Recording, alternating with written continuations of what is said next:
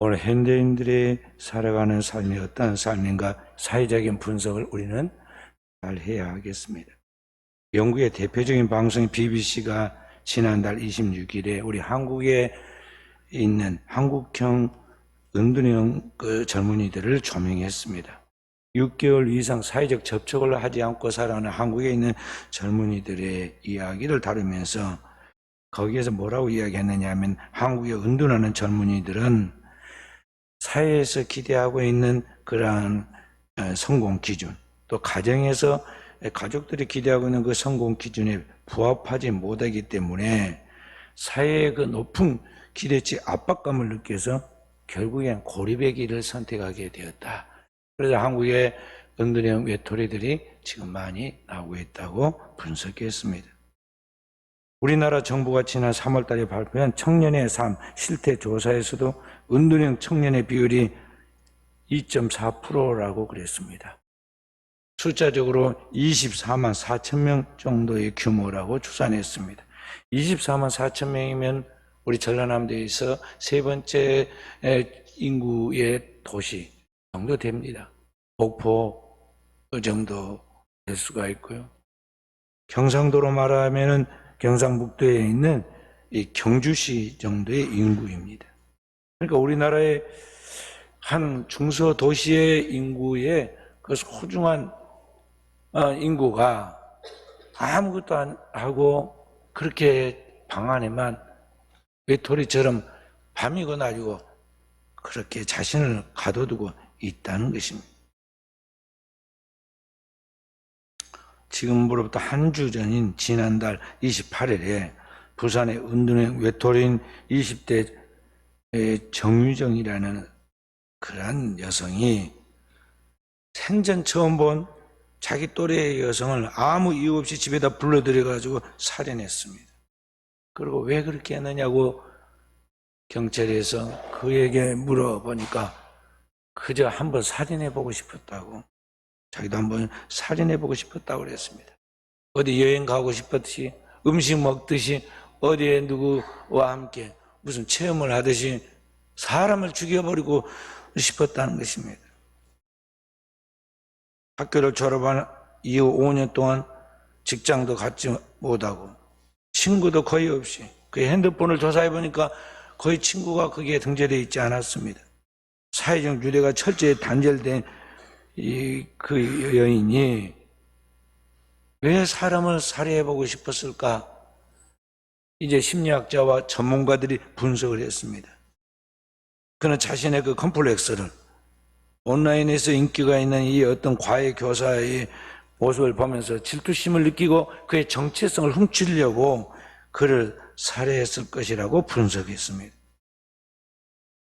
우리나라의 이야기만이 아닙니다. 우리나라보다 조금 더 앞서서 일본에는 이러한 일들이 너무 많이 있어서 일본의 이러한 은둔형 외톨이들을 뭐라 부르냐 하면 히키코모리라고 합니다. 틀어박힌 인간이라는 뜻입니다. 경기 불황이 짙은 1990년대부터 본격적으로 일본에 이러한 히키코모리들이 등장했습니다. 일본 내각부에서 작년에 통계한 일본의 히키코모리는 약 146만 명이라고 그랬습니다. 우리나라의 인구의 4배를 예상해 볼 때 그래도 우리나라보다 더 외톨이들이 많다는 것입니다. 그런데 90년대 이 히키코모리들이 중년이 돼서 좀 나아졌느냐? 상태가 나아지질 않아서 40대 이상의 히키코모리가 2% 이상이라고 그랬습니다. 우리가 잘 아는 대로 작년 7월 달에 일본의 유명한 정치가인, 일본 정치의 거두라 불리는 이 아베 신조라는 사람이, 이 40대 남성이었는데 그가 이 사람을 아베 신조를 살해했습니다. 그래서 오늘 우리는 이 획일주의 환경 속에서 바로 옆집과도 그리고 가족과도 소통하지 않는 이 소통 부재의 위험한 이 은둔형 외톨이들, 그래서 외국에서는 론 울프, 무리에서 이탈돼서 혼자 떠도는 외로운 늑대라고 말합니다. 이 론 울프들이 지금 온 세상에서 돌아다니는데 누가 오늘 이 불특정 다수 속에서 그 피해 대상이 될지 알 수가 없습니다. 그래서 외국에서는요, 우리나라에 밤에 여성들이 혼자 막 운동한다고 씩씩하게 다니고 그렇게 밤에 걸어 다니는 걸 보고는 신기하게 생각합니다. 그리고 상대적으로 우리나라는 다른 나라에 비해서 치안이 우수한 것은 또한 사실입니다. 그러나 안심할 수는 없다는 것이죠. 언제 어떻게 이런 일들이 우리 사회에도 나타날지, 그리고 우리 주위에서 나타날지 모른다는 것이죠. 그래서 오늘 우리는 이 사회 세상의 빛으로서 그리스도인들이 과연 내가 오늘을 무엇을 위하여 사는가, 그리고 이 세상 속에서 삶의 목표를 가지고 어떻게 살아야 하는가에 대하여 분명한 답을 가지고 살아갈 때 그리스도인들이 있는 그곳에 어둠의 빛을 비추듯이 이 세상에 희망을 주는, 오늘 이 두려움 불안한 이 세상 속에서 희망을 주는 그러한 좋은 하나님의 뜻을 이행하는 결과가 나타나게 될 것입니다. 바로 그 답을 성경이 오늘 우리에게 이야기해 주고 있습니다. 오늘 성경의 말씀 33절 34절에서 먼저 하나님께서는 우리가 말씀하시기를 우리가 이 땅에서 세상을 살아갈 때 그 삶의 목표를 분명하게 하라고 그랬습니다. 33절 함께 읽습니다. 그런즉 너희는 먼저 그의 나라와 그의 의를 구하라. 그리하면 이 모든 것을 너에게 더하시리라 그랬습니다. 내 삶의 목표를 모두가 다 자기의 행복을 위하여 산다고 할 때 우리는 내가 아니라 하나님의 영광을 위하여 살아가라는 것입니다. 나를 창조하시고 나를 구속하신 그 하나님의 영광을 위하여 살라는 말씀입니다. 그리고 그 삶의 목표를 가지고 살아갈 때 어떻게 살아갈 것이냐에 대한 삶의 방법을 이야기하면서 그 말씀이 34절의 말씀입니다. 34절 말씀 함께. 그러므로 내일 일을 위하여 염려하지 말라. 내일 일은 내일이 염려할 것이요 한날의 괴로움은 그날로 족하니라. 그래서 2주 전에 제가 33절 가지고 너희는 먼저 하나님의 나라와 의를 구하라는 말씀을 드렸습니다. 오늘은 34절의 말씀을 가지고 말씀을 드리려고 합니다. 한마디로 오늘 말씀의 핵심은 뭐냐면 어떻게 살 것인가에 대해서 과거에 매이지도 말고 미래에 대해서 허망한 생각을 갖지도 말고 오늘의 현실 속에서 충실하게 살아라는 것입니다. 오늘을 충실하게 살아라는 거예요. 모든 사람은 단 한 번의 인생을 살다 갑니다. 영우 혹을 이 땅에 부귀 영화를 가진 아무리 힘있고 권세가 있는 사람도 예외 없습니다. 똑같이 평등하게 단 한 번의 인생을 한 번 살다 가는 것입니다. 이 인생은 연습도 없고 또 그것을 어디에서 돈을 주고 사올 수 있는 것도 아닙니다. 모든 사람은 이 짧은 단 한 번의 일생을 살아가야 하는데 그 삶을 어떻게 살아가야 할 것이냐 하는 것을 생각지 않고 살아간다면 그 사람의 삶은 너무나 어리석은 삶이라 볼 수가 있겠습니다. 모든 사람은 그 어머니의 몸을 통해서 이 땅에 사람으로 태어납니다. 그래서 죽을 때까지 자신의 삶을 자기가 만들어내는데 그것을 일생이라고 말하지. 일생을 살아가면서 그 삶의 목표가 무엇인가에 대한 분명한 그런 목표를 가지고 살아가야 하는데 세상 사람들은 여러 가지 그런 목표가 있습니다. 다양한 목표가 있지만 그리스도인의 궁극적인 그런 삶의 목표는 그를 창조하신 하나님의 뜻을 따라서 살아야 한다는 것입니다. 왜냐하면 인간은 하나님의 형상과 모양으로 지어졌고 이 땅에 그 하나님의 영광을 드러내도록 지어진 존재이기 때문에 그러하다는 것입니다. 우리나라 올해 인구가 3월 말에 발표된 바에 보니까 5,180만 1,448명이었어요. 그 중에서 90세까지 산 사람은 12,396명이었어요.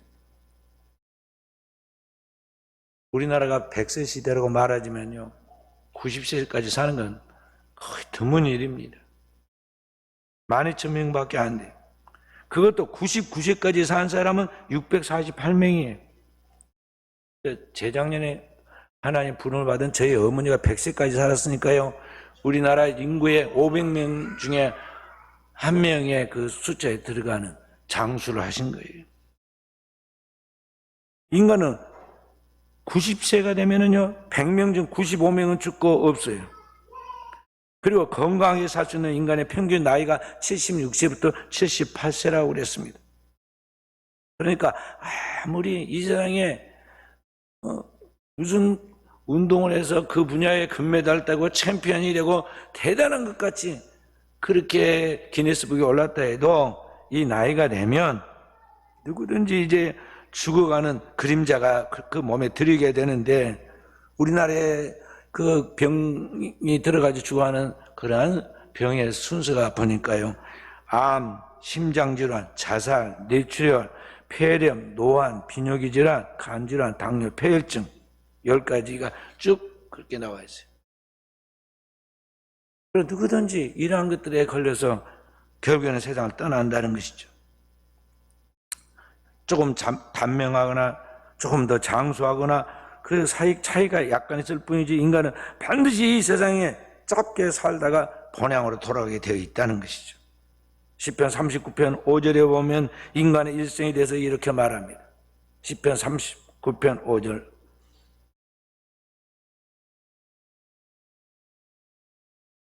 여기 보면은 현대어로 이제 나왔어요. 함께 읽어봅니다. 주께서 나의 나라 한 뼘 길이만큼 되게 하시며 나의 일생이 주 앞에서 없는 것 같사오니 사람은 그가 든든히 서 있는 때도 진실로 모두가 허사뿐이니이다. 셀라. 아멘. 그러니까 이걸 현대어 우리가 쉽게 우리의 언어로 번역해서 설명한다면 그것입니다. 인간의 일생이라는 것이 봄날의 한낮 아지랑이처럼 얼마나 덧없이 지나가 버리는가, 그런 뜻입니다. 봄에 겨울에 그 추웠던 얼었던 땅이 따뜻한 햇볕을 인해서 이제 급격하게 기온이 올라가니까 아지랑이가 피어오릅니다. 길에 아지랑이 피어오르면서 눈에 보이지 아니하는 듯 그렇게 사라지죠. 그 봄에 아지랑이가 우리의 눈앞에 사라지듯이 우리의 인생이라는 것이 분명히 살아있었는데 어느덧 순식간에 없어지고 만다는 것이죠. 그래서 성경은 우리에게 말씀하기를 세월을 아끼라 그랬습니다. 에베소 5장 16절 말씀 함께, 세월을 아끼라 때가 악하니라. 오늘 우리가 살고 있는 이 시대가 악하기 때문에 우리에게 주어진 그 인생의 일생에 그 주어진 세월들을 소중하게 아끼면서 살아가라는 것입니다. 시편 90편 12절에 모세는 한 편의 시를 남겼습니다. 시편 90편 12절 말씀 함께, 우리에게 우리의 날 계수함을 가르치사 지혜로운 마음을 얻게 하소서. 오늘 내 인생이 딱 한 번인데 그 주어진 인생의 그 일생을 어떻게 살 것인가, 무엇을 위하여 살 것인가에 대하여 자기가 살아온 삶을 검토해보고, 그리고 앞으로 남은 삶을 계산해 가면서 오늘 주어진 삶을 최선을 다해서 살 수 있도록 그런 마음을 가져야 하는데, 그게 지혜로운 마음이라는 것입니다. 그래서 사랑하는 성도 여러분, 그 지혜로운 마음을 갖고 살아가는 삶이 어떤 삶이냐, 주님이 오늘 말씀해 주고 내 삶의 현재에 집중하면서 그날을 충실하게 살아라, 그런 것입니다. 왜냐하면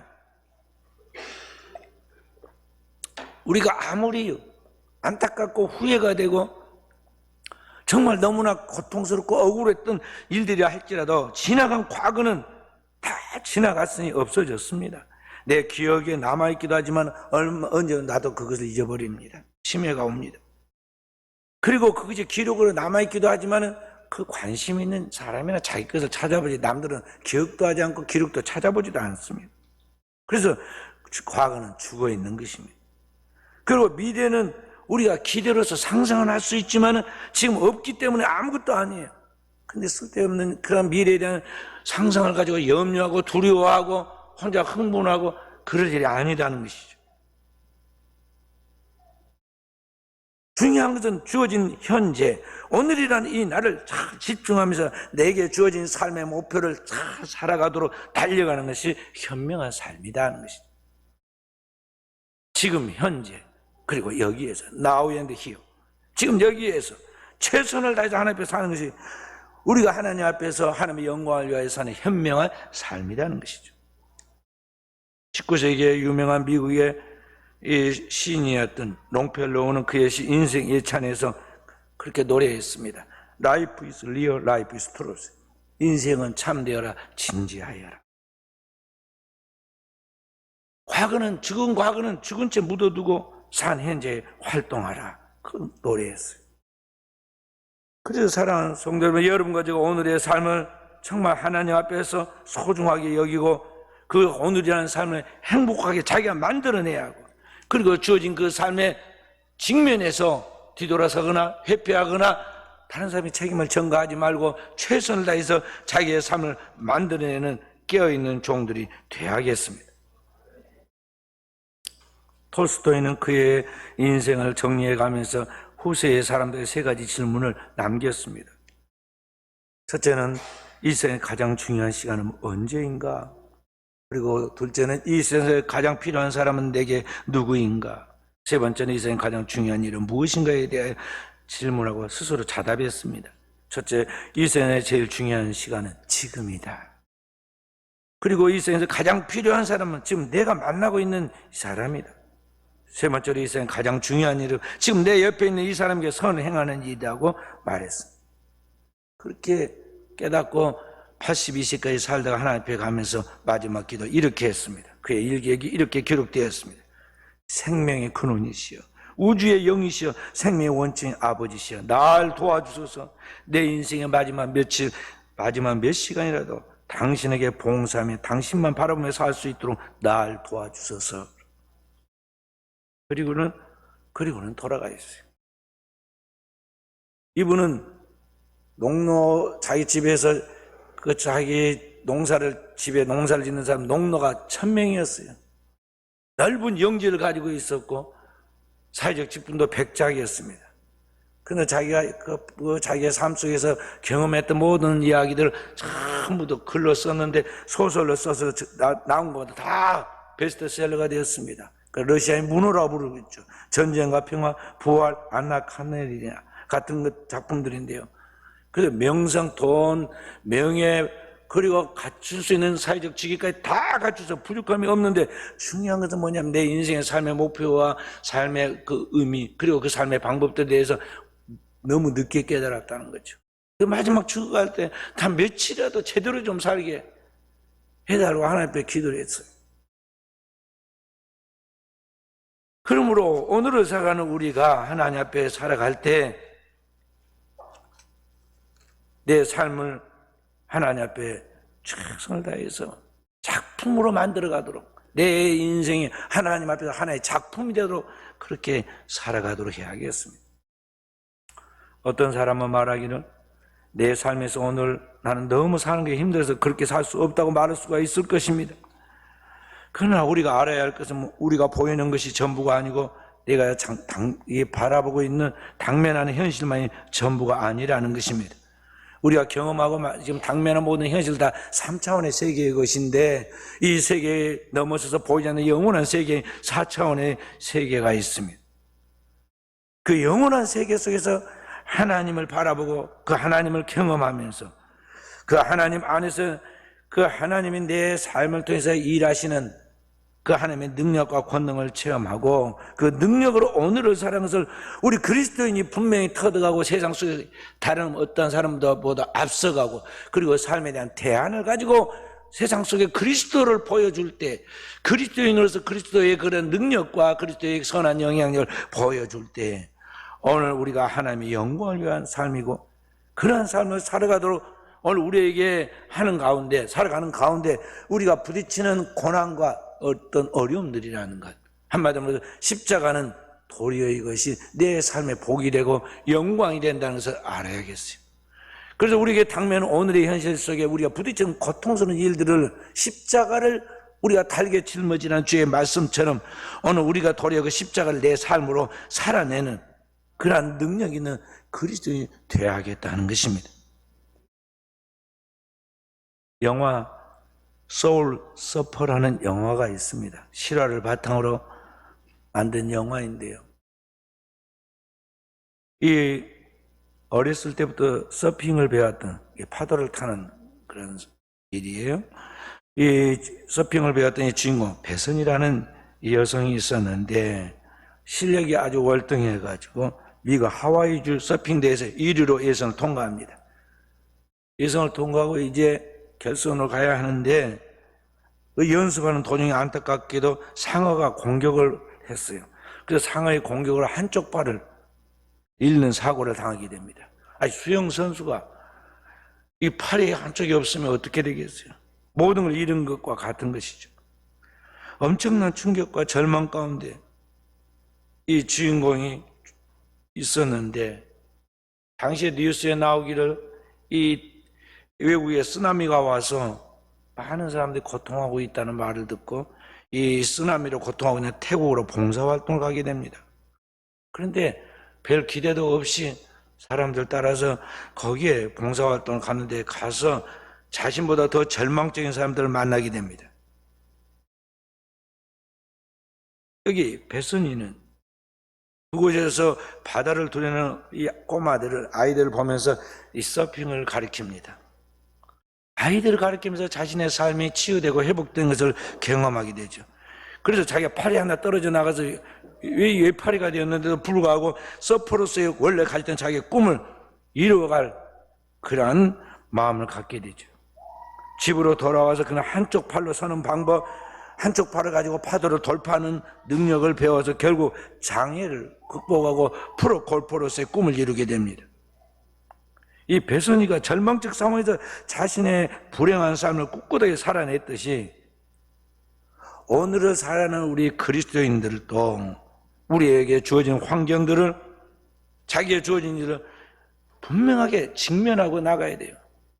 성경에 나와 있는 시몬 베드로가 위기의 상황 속에서 목숨이 두려워가지고 순간 예수 모른다 부인한 이야기 나오잖아요.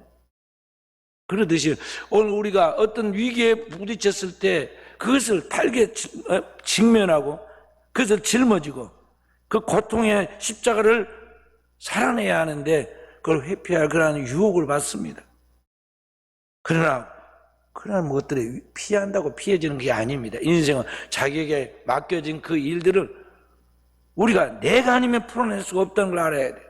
그래서 자기가 자신의 삶을 자기에게 짊어진 십자가라는 것을 알고 그것을 꿋꿋하게 지고 나아가라는 것입니다. 그때 하나님이 그와 함께 하시고 그를 축복하여 주시는 것입니다.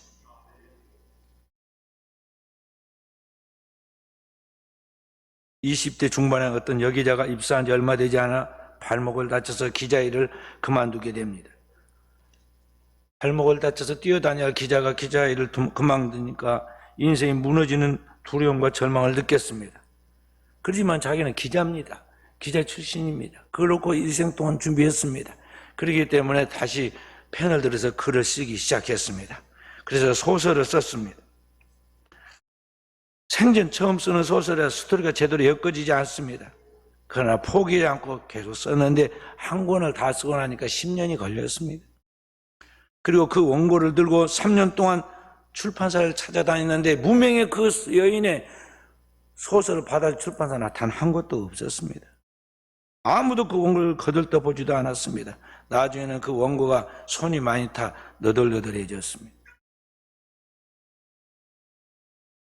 어느 날 그 여인이 자기의 소설을 꼭 출판하기를 바라는 기대를 가지고 어떤 출판사 사장이 찾아가서 자기 원고를 전해서 읽게 하고 싶었습니다. 그래서 그 사장의 출입을 조사해 보니까 어느 날 어디로 출장을 간다는 말을 들었습니다. 그래서 출장 가는 날 기차에게 일찍이 나가서 기다리고 있다가 그를 붙잡고 간청했습니다. 사장님, 딱 한 번만 읽어주세요. 하도 간절하게 말하니까 그 사장이 원고를 받아서 가방에 넣었습니다. 근데 너무 일정이 바빠가지고 읽지 못했습니다. 집에 돌아오니 그 사장에게 전보가 와 있습니다. 딱 한 줄입니다. 사장님, 제 원고를 딱 한 번만 읽어주세요. 읽지 않고 왔는데 마음이 좀 찔렸을 거 아니에요. 그래도 안 읽었습니다. 바빠서. 몇 달 뒤에 또 전보가 왔습니다. 세 번째 전보가 왔을 때야 출판사 사장은 딱 한 번만 읽어달라고 이렇게 세 번이나 몇 달에 걸쳐서 지금 그 여인의 얼굴이 생각나서 너덜너덜한 원고를 어느 날 밤에 찾아서 읽기 시작했습니다. 근데 그 원고를 찾아 읽자 한 번에 10년 동안 쓴 그 소설인데 하루 전에 다 돌파했습니다. 그리고 그 원고를 곧바로 가서 출판했는데 하루에 5만 부가 팔렸습니다. 그 소설이 뭐냐면 1936년도에 나온 Gone with the Wind, 바람과 함께 사라지다는 그런 소설입니다. Gone with the Wind, 바람과 함께 사라지다. 여러분 그 소설 들어봤죠? 중고등학생들은 꼭 읽어봐야 할 소설이에요. 그 소설이 영화로도 만들어졌습니다. 영화에 거기에 나와 있는 거기에 보면 배경들도 참 멋있는 배경들이 많이 나오는데, 그 소설을 쓴 사람은 마가렛 미첼이라는 여인이죠. 그 배경이 어디냐 하면은 우리 아다니가 살다가 온 데인데 미국 조지아주 애틀랜타에 있어요. 아다니 갔다 왔냐? 바람과 함께 사라지다, 그러는 그 영화 만든 그 분명히 거기에 표시가 있었을 것인데, 그 영화 무대가 애틀랜타 남쪽 지경을 배경으로 하고 있는데요. 그 자기의 고향이에요. 글을 쓴 작가의 고향 그쪽에서 이제 그 모든 자기 이야기들을 배경으로 쓴 것입니다. 그 영화의 마지막에 보면 파란만장한 생애 속에서 모든 것을 결국은 다 꿈꾸던 모든 것을 다 잃어버립니다. 그렇게 잃어버리고 있는 그런 상황 속에서도 그 마지막 주인공이 뭐라고 그러냐면, 스칼렛이라는 주인공이 희망을 잃지 않고 마지막 그렇게 말합니다. Tomorrow is another day. 우리로 말하면 내일은 또 내일의 태양이 뜬다. 그럼 내일은 내일의 태양이 뜬다. 오늘날 현대인들은요, 꼭 인스턴트 식품 먹는, 이 자동 판매기를 통해 인스턴트 식품 먹는 것 같아요. 바로 넣어가지고 안 나오면 끝이에요. 하나 빼도요, 한번 기도 슬쩍 해보고 안 되면 곧바로 포기합니다.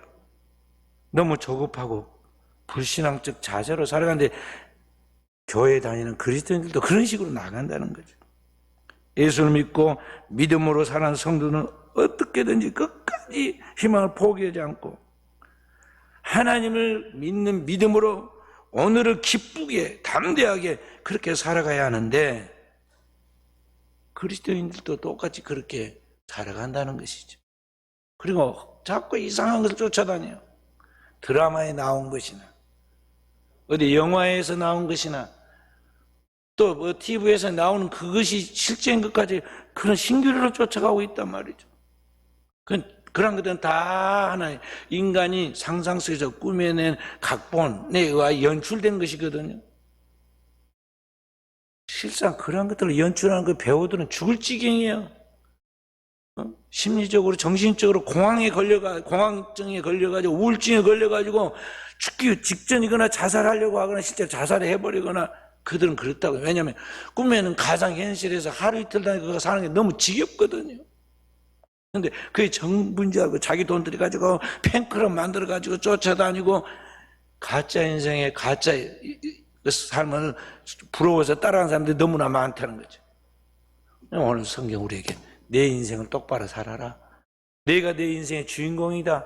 네가 내 삶을 작품으로 만들어라. 하나님은 너를 위대한 작품으로, 이 역사에 단 하나밖에 없는 주인공으로 너의 작품을 만들기 원하신다고 우리에게 요구하고 있다는 걸 알아야 한다는 것이죠. 말씀을 마치도록 하겠습니다. 사랑하는 성도 여러분, 해 아래는 새 것이 없습니다. 오늘 우리가 살아가는 이 세상의 모든 것들은 다 평범한 일상입니다.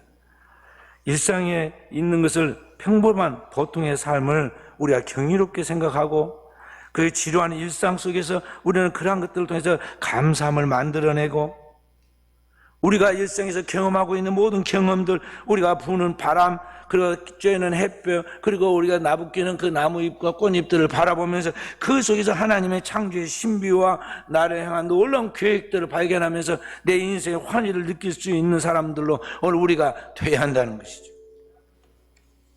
하나님이 여러분과 저를 이 땅에 하나님의 형상과 모양으로 불렀어요. 우리가 죄 때문에 결국 망하게 되었었지만 그리스도를 보내서 우리를 다시 구원시켜서 하나님의 자녀인 의인을 만들어 주신 것은 바로 그런 목적을 위하여 하나님은 우리를 구원해 주셨다는 것이죠.